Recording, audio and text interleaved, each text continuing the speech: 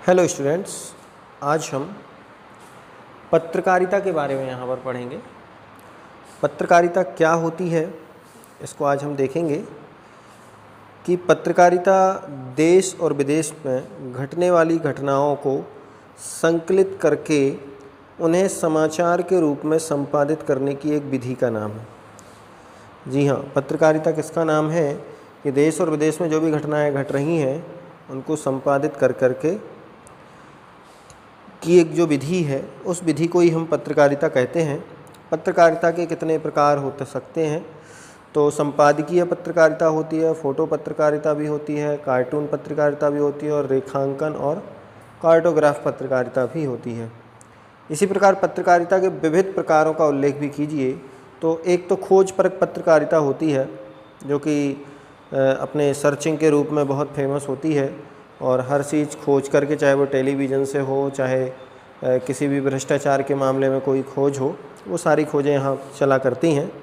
तो पत्रकारिता के पश्चात आगे यहाँ पर उसी पत्रकारिता के और भी विशेष प्रकार के आयामों को यहाँ बताया जा रहा है। वो कौन कौन से विशेष प्रकार हैं, चलिए हम देखते हैं।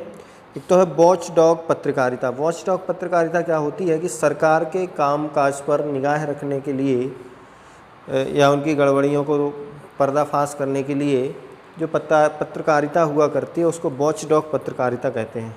ठीक, आप ध्यान से समझना कि पत्रकारिता क्या है। एक तो जो पत्रकार है, रिपोर्टर है, या जिसको हम संवाददाता बोलते हैं, वहीं इसके द्वारा रिपोर्ट की गई चीज़ को जो प्रिंट करवाते हैं या ऑफिशियल वर्क जहाँ हुआ करता है स्टूडियो में, वहाँ संपादित होने का काम है वो संपाददाता का होता है। ठीक, एक संवाददाता है और एक संपाददाता है। ठीक, तो दोनों के काम अलग अलग हैं। नेक्स्ट है एडवोकेसी पत्रकारिता। ये एडवोकेट शब्द से एडवोकेसी पत्रकारिता बना हुआ है। इसमें भी ये समझ लीजिए कि जो एक विचारधारा या एक अभियान है उस पर उसको ही केंद्रित करके संपूर्ण मुद्दों को इकट्ठा करना, ये एडवोकेसी पत्रकारिता का काम होता है। ऐसे ही वैकल्पिक पत्रकारिता होती है कि अपने मालिकों और जिनके अंडर में काम कर रहे हैं उनकी अनुकूलता के साथ साथ कभी कभी उनसे भी बगावत कर करके उनके विरुद्ध कोई काम करना, वो वैकल्पिक पत्रकारिता है। ऐसे ही पीत पत्रकारिता, सनसनीखेज, चकाचौंध और ग्लैमर वाली जो खबरें होती हैं वो पीत पत्रकारिता के अंतर्गत आती हैं। इसी प्रकार से है पीत पत्रकारिता सनसनीखेज, चकाचौंध और ग्लैमर वाली सारी खबरों को देने में समर्थ है। आगे चलते हैं। संपादक मंडल की नीतियाँ समाचारों को किस प्रकार प्रभावित करती हैं। तो आजकल समाचार पत्र किसी न किसी समाचार संगठन के द्वारा चलाए जाते हैं। वे अपनी संपादकीय नीति के बल पर ही समाचारों का चयन करते हैं। जो समाचार उनकी नीतियों में अनुकूल होते हैं उन्हें प्रमुखता से छापते हैं। इस प्रकार से शेष समाचारों को नज़रअंदाज कर दिया जाता है। ऐसे ही समाचार लेखन में किन किन की भूमिका होती है। समाचार लेखन में समाचार एकत्र करने वाले संवाददाताओं, जिनको हमने रिपोर्टर अभी नाम दिया था, और जो स्टूडियो में बैठ कर के न्यूज़ पढ़ते हैं वो एंकर कहलाते हैं।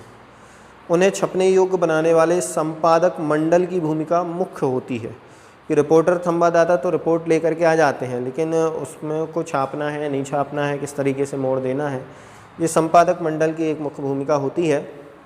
ऐसे ही समाचार माध्यमों में काम करने वाले पत्रकार कितने प्रकार के होते हैं। तो एक तो पूर्णकालिक पत्रकार होते हैं जो परमानेंट होकर के अपनी पत्रकारिता कंपनी के लिए काम करते हैं। ऐसे ही दूसरे अंशकालिक पत्रकार होते हैं जो कई पत्रकार कंपनियों से जुड़ करके अलग अलग उनके योग्य काम करते हैं समय समय पर। और एक फ्रीलांसर स्वतंत्र पत्रकारिता भी होती है। इसमें समाचार पत्र या संगठन वेतनभोगी नहीं होते हैं, लेकिन ये भुगतान के आधार पर ही अलग अलग समाचार पत्रों में काम करते हैं। इसी तरह से पूर्णकालिक पत्रकार की चर्चा हम यद्यपि अभी हमने की है। नेक्स्ट देखते हैं समाचार लेखन की शैली क्या है, या उल्टा पिरामिड किसे कहते हैं। तो उल्टा पिरामिड जो समाचार लिखने की शैली होती है, उस समाचार लिखने की शैली में को ही उल्टा पिरामिड कहा जाता है। इसके अंतर्गत सबसे महत्वपूर्ण बात पहली यही होती है कि सबसे पहले अधिक महत्वपूर्ण बात इसमें लिखी जाती है, फिर उससे कम महत्वपूर्ण और फिर उससे भी कम और जो सबसे अंत में लिखते हैं वो बिल्कुल ही कम महत्वपूर्ण बात लिखी जाती है। तो सबसे अधिकता से कम की ओर चलने वाली इस शैली को ही हम उल्टा पिरामिड शैली यहाँ पर कहते हैं। नेक्स्ट है कि समाचार लेखन में 6 ककारों का क्या महत्व है। यह 6 ककार से मतलब है क्या, कब, कहाँ, कौन, कैसे और क्यों। इन सभी के जवाब पत्रकार ढूंढा करते हैं। जब तक इनसे संतुष्टि ना हो, जब तक इनको खोज का विषय बनाए रहते हैं, ये हमारे समाचार लेखन के 6 ककार कहलाते हैं। इसी तरह समाचार के 6 ककार हमने जाने हैं कौन कौन से हैं। अगला है कि समाचार लेखन के कितने अंग हैं या कहें अवयव हैं। तो सबसे पहले शीर्षक होता है, मुखड़ा होता है और फिर उसके बाद निकाय, जिसको हम बॉडी भी बोलते हैं, इसका नाम आता है। नेक्स्ट देखते हैं रेडियो द्वारा प्रसारित समाचारों के 3 प्रमुख भाग कौन कौन से हैं। तो रेडियो द्वारा प्रसारित जो समाचार हैं उसमें इंट्रो, मुखड़ा, बॉडी और समापन होता है। ठीक है, यहाँ बॉडी से मतलब शरीर से नहीं है, बॉडी से मतलब जो हमारी आवाज़ है वो आवाज़ की बॉडी किस तरीके की आवाज़ होनी चाहिए वो है। रेडियो समाचार की कापी की क्या विशेषता है। तो रेडियो समाचार की कापी साफ़ सुथरी तथा टंकित अर्थात टाइप होती है ताकि समाचार वाचक को उसे पढ़ने में कोई दिक्कत ना हो, और संक्षिप्त अक्षरों का प्रयोग नहीं होता है उसमें। जी हाँ, उच्चारण की दृष्टि से कठिन शब्दों को नहीं आने देते हैं, इसलिए 5 अंकों से अधिक वाली किसी भी संख्या को शब्दों में लिखना नहीं चाहिए। मतलब लंबे लंबे लेंदी शब्दों का यूज़ वो नहीं करते हैं। टेलीविज़न पर प्रसारित समाचारों की विशिष्टता बताइए। तो टेलीविज़न पर प्रसारित समाचारों में शब्द, ध्वनि और दृश्य तीनों का मेल होता है। इन्हें निश्चित समय पर निश्चित क्रम से सुनना पड़ता है। जी हाँ, शब्द, ध्वनि और दृश्य, इन तीनों का एक साथ मेल हमें समाचार टीवी चैनल पर देखने के लिए मिलता है। नेक्स्ट है कि टीवी पर प्रसारित जो समाचार हैं उनके विभिन्न कौन कौन से रूप हो सकते हैं। फ्लैश या breaking news, dry anchor, phone in, anchor visual, anchor bite, live और एंकर पैकेज, ये सब क्या कहलाते हैं। चलिए इनको हम देखते हैं। सबसे पहला है फ्लैश या ब्रेकिंग।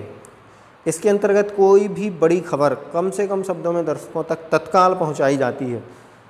जैसे कि मान लो आज यह आया है कि भारत 66 रनों के साथ जीत गया, या बेनज़ीर की बम धमाके में मृत्यु इत्यादि कई घटनाएं शॉर्ट रूप में तत्काल सुना दी जाती हैं।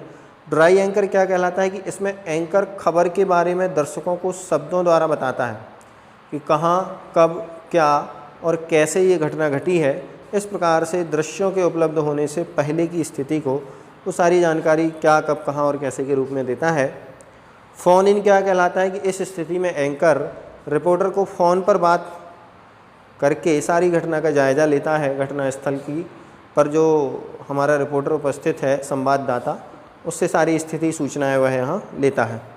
एंकर विजुअल क्या है कि किसी घटना के दृश्य उपलब्ध होने पर जब समाचार लिखा जाता है और उसे एंकर पढ़ता है, उसे एंकर विजुअल कहते हैं। इस समाचार का आरंभ सूचना से होता है, बाद में समाचार के साथ दृश्य भी दिखाई देते।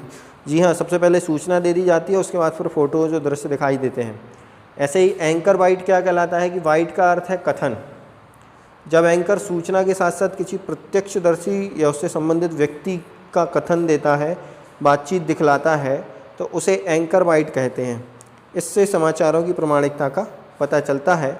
इस तरीके से ये पत्रकारिता, समाचार पत्र, इसके बारे में हमने यहाँ विस्तार से जाना। इन प्रश्नों को आप भली भांति लिखें, अपनी नोटबुक में याद भी कर सकते हैं। धन्यवाद।